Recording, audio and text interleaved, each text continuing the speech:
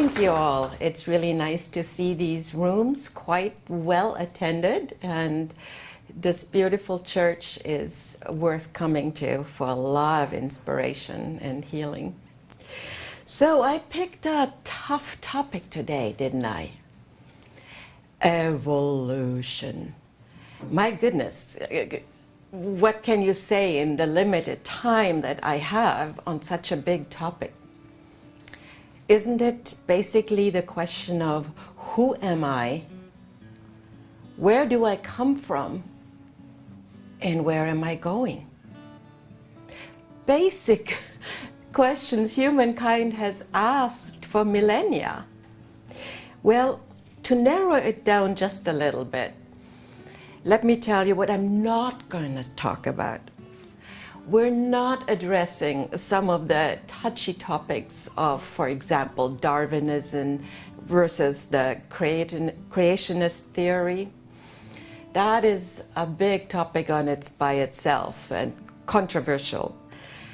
Also, I'm not going to lecture you much on biology.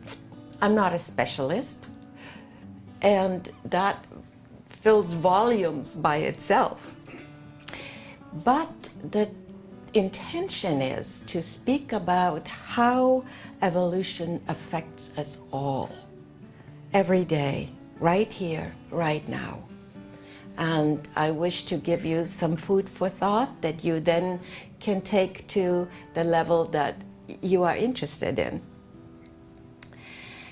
Well, as we look at our current world events, sometimes I ask myself, are we evolving or are we devolving? And when we take a look at some of the wars, the hostilities, the violence, even illnesses that are present in our world today, doesn't it sometimes feel like we live in this little bubble? But we are affected, of course, by what happens in the world, and media coverage.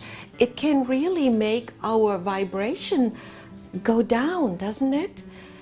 Because we're compassionate, we're feeling for what's happening, but we also have the duty to keep our vibrational level up. See, that's another whole big topic about vibration.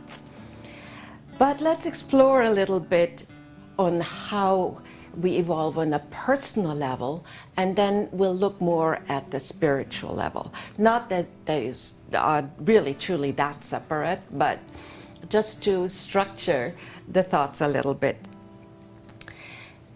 As the song Turn, Turn says, there's a time for everything. And sometimes we wonder, are we just evolving by living, by breathing? And it seems like, well, there's definitely an evolution as we're getting older. There are also life-changing events that sometimes set a very strong mark in our evolution. And be they happy ones like marriage, birth of a child, or loss of a loved ones. They can affect us very deeply and change us on a cellular level. So a lot of our personal evolution has to do with how we integrate these changes and how much consciousness we shine into what happens in our lives. It has often been said that the world is a school, and that we are here to learn the lessons. And maybe above all, the greatest lesson is love. And as spiritualists, we believe that we come back through time and time again to build our capacity to understand love and hold it. And it is also true, I believe, that really love is the only thing we can take with us on the other side. And we are blessed often to feel the love that is still here for us on spirit side when we connect with loved ones. things happen in cycles. Humanity goes through cycles. And sometimes these cycles seem like spiraling up, but not always.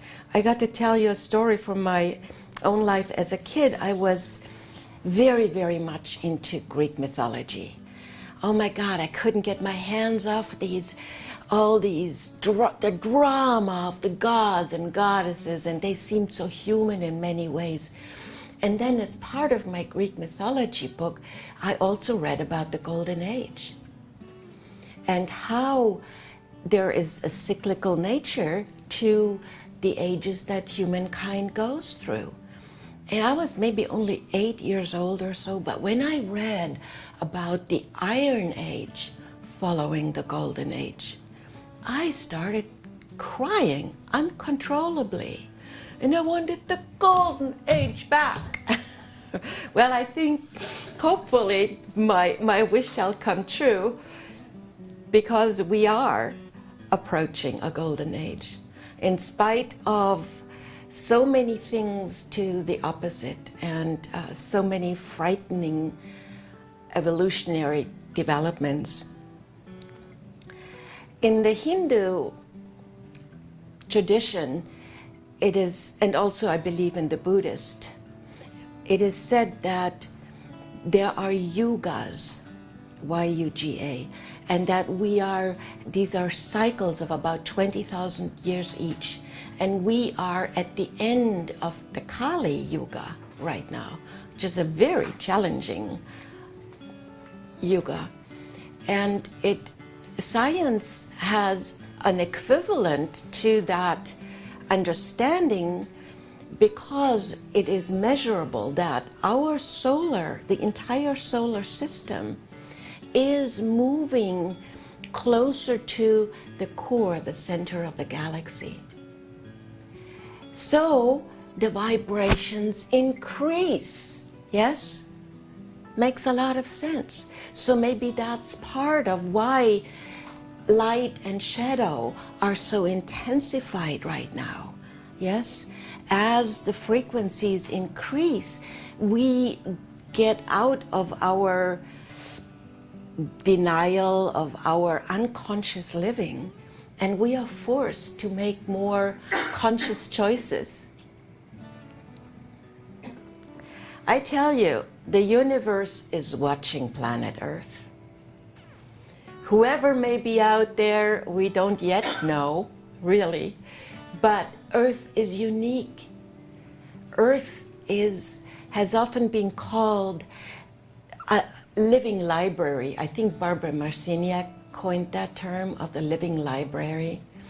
And so, since we are also a planet of free choice, that may be unique too.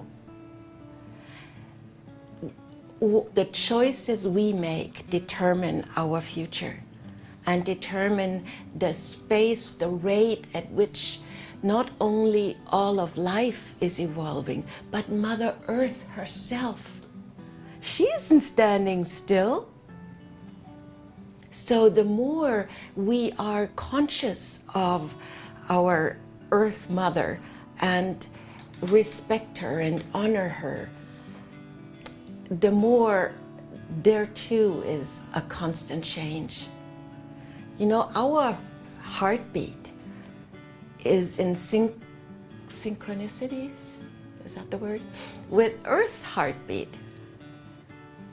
There is a heartbeat to everything in the universe, a rhythm. And if you don't believe that, check out some of the NASA sites. They have recorded some of the sounds of other planets.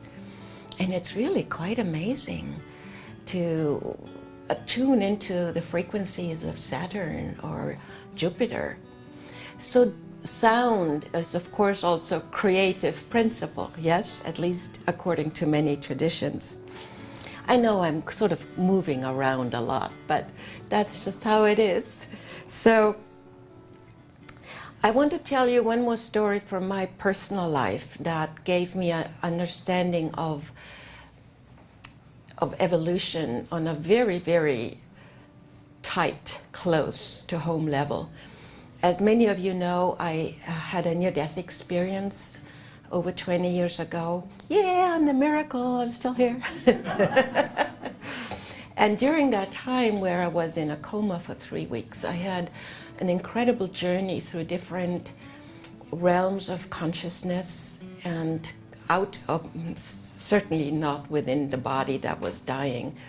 I was in so many aspects of creation, and words are hard to capture really that notion, but can you imagine that I, as pure consciousness, traveled through different stages of development, all the way from a single cell organism. Man, that was really tight in there. A single cell to hold consciousness. And then I traveled through, I was a dolphin, I was a bird, I was even a monkey. So I don't quite know why all of this happened, but since I experienced it personally, I know it's real. And if any of you have ever looked at how the human embryo develops in the womb, when you look at an embryo that's just a few weeks old, it does not look much different from an embryo of a frog or a rabbit. I'm not making this up, you can check all of this out. And so in the evolution that we in this body go through, you know, there is the evolution of the whole species. It's much later than that all the specifications take part. The biologists, I promised I wouldn't talk much about biology, but they do have a fancy expression for that. Maybe you've heard it. I actually have to look it up again so I remember it. What is it? It's something like phylogeny. Oh my goodness. See, now I already forgot it. I wanted to try to be really smart. Oh, here, ontogeny, which is the evolution of within ourselves, recapitulates or reflects phylogeny, the species evolution. So that's just a fancy way of saying, you know, as above, so below, as in the microcosmos, so in the macrocosmos. But the principle of evolution is present everywhere, everywhere. Let's talk about spiritual evolution. No, just let me back up one more time, because, you know, humankind is at a place right now where we can take a much more active part in our evolution. And everything from genetic engineered foods to the ability to create specific viruses now. You know, it's sort of like the scary and the good news, isn't it? And I think I often just pray that we be able to follow in our emotional and maturity and ethical evolution what we can do in the laboratory. Because the changes, I think we don't really know where it all could lead. But again, it's like the gods give us gifts. Come back to Greek mythology, you know, Prometheus, he was given, or maybe he stole fire, and he brought it to humankind. Well, he had to pay a price for it too. So their mythology and even fairy tales, they all reflect to us this cyclical nature, but I do believe that it is also a spiraling up. And that brings us really to the topic of spiritual evolution.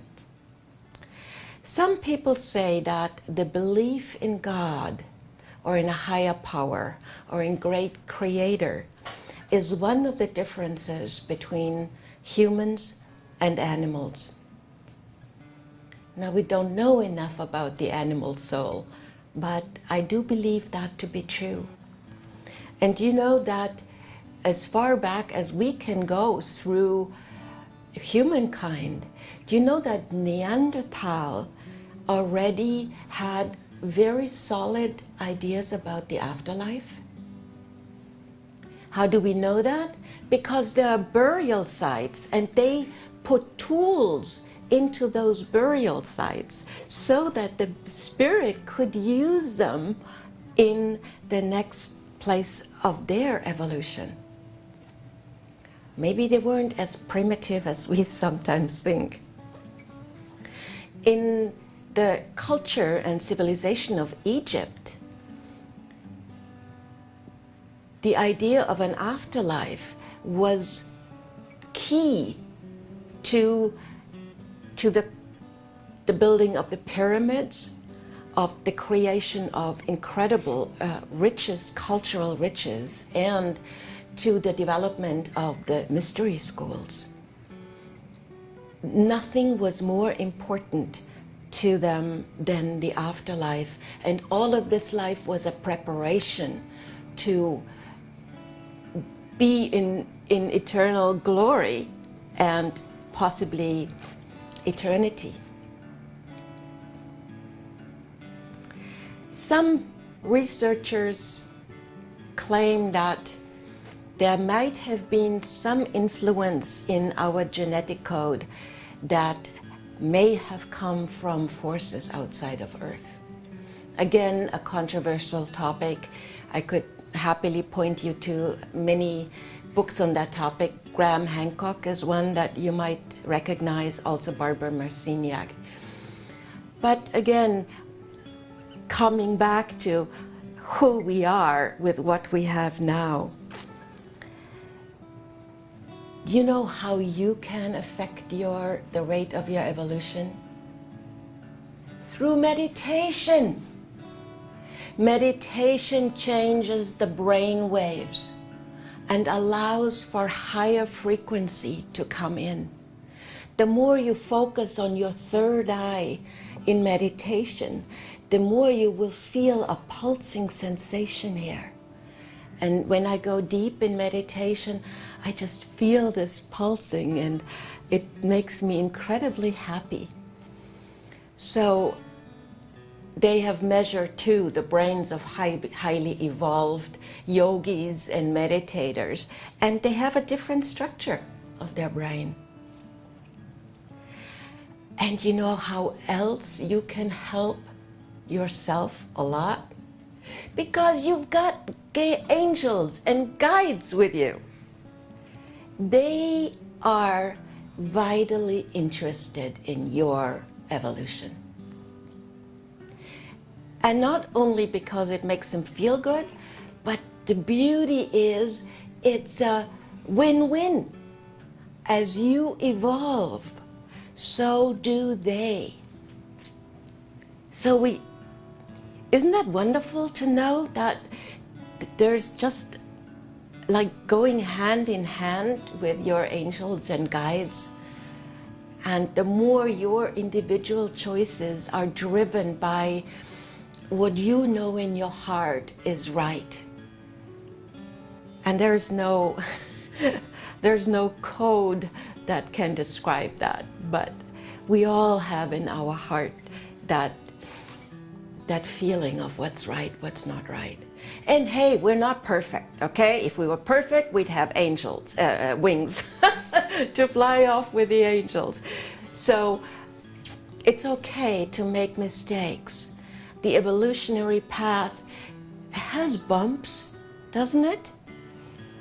And sometimes we need to move at a slower pace, and then boom, there is an evolutionary leap. And you know, that leap can even happen within a single generation on a massive scale. I'm sure you all heard the 100 monkey story, right? I don't need to repeat it right now. No? Should I say it real quick? All right, hope I can get it together. So the idea is that it may be a metaphor, that there are island colonies of monkeys. And one colony of monkeys learns to wash the potatoes before they eat them. Who knows if they had potatoes, but mangoes. And one monkey found out that, and that would be a really helpful thing. So soon the whole colony on his island did the same thing. It exploded rapidly, that knowledge. But the interesting thing is, just about the same time that it was a more massive development, the monkeys on the other island that had no physical connection started doing the same thing. And that is what's called the 100 monkey syndrome, because there is some connection that is non-physical. And information, awakening, evolution can happen without being bound to third-dimensional reality. So, how much time do I have? I could talk about this for a long time. I want to give you some quotes of a very wise man that many of you may know. Gary Zukav is a physicist, very respected in this field, also turned into spiritual author. I love it when that happens, you know, when somebody who's got all the credentials and is so respected in his field then integrates spirituality, because it's those people that are maybe more listened to, and there's quite a few of them. So one of the classic books he wrote is called Seat of the Soul. I highly recommend that, and it really talks about how we are developing into multisensory humans. Seat of the Soul by Gary Zukav. So I'm just quoting some of my favorite things here. The purpose of our journey on this precious earth is now to align our personalities with our souls. It is to create harmony, cooperation, sharing, and reverence for life. It is to grow spiritually. This is our new evolutionary pathway. The old pathway, pursuing the ability to manipulate and control, no longer works. It now produces only violence and destruction. Now, sadly, we can obviously see that groups of people very much stick to that old paradigm. And I think it is our task as light workers to unite our forces, to unite in the vibration of this new paradigm towards what has sometimes been called Homo Novus. You know, what would this Homo Novus look like in your mind? Is it possible that this new human being is spiritually, psychically so connected to all of life that she couldn't possibly harm another living entity, because it would hurt herself? Yes? I think that's one of the places we're going to. We are evolving, to quote Zukav again, from 5 sensory humans into multisensory humans. The perceptions of the multisensory human extend beyond physical reality to the larger dynamical systems of which our physical reality is part. So that means our 5 senses that have served us so well are really giving us only a limited slice of reality. Maybe you've heard that a lot of our DNA is actually right now not being used. I heard the metaphor that it's like a big library where an earthquake happened and the books fell out of the shelves and they're lying on the floor just randomly.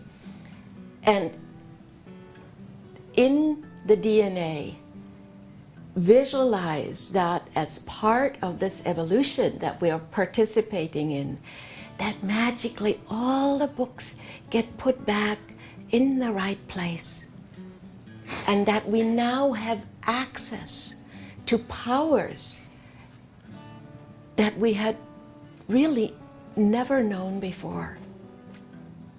Isn't that a beautiful image? I just love it. And by the way, it is biological truth. You can read about the building blocks of DNA and how many of them are currently activated and how many are just backup. So, you know, it's nice when we can bridge even popular science with what the ancients have said for a long time. And I want to close with this quote. Oh, there are so many ones. We are evolving from a species that pursues external power into a species that pursues authentic power. Authentic power has its roots in the deepest source of our being. An authentically empowered person is incapable of making anyone or anything a victim. An authentically empowered person is one who is so strong, so empowered, that the idea of using force against another is not a part of his or her consciousness. What will the world be when we can all hold hands and we can give each other room for different creeds, different practices, different value systems, and we can, I'm just seeing right now this chain of kids from all colors of skin, all nations, making a beautiful ring around the world. And the angels do the same thing. They have created a huge ring of light around the world. We can tap into that grid work of light and we can become part of Homo Novus and embrace that. And you know, it's all in the heart. The mind cannot completely wrap itself around what could or couldn't be, but the heart knows. So trust your heart, follow your heart, honor your heart and your feelings, and let those guide you onto your happy pathway. Thank you so much for allowing me to share.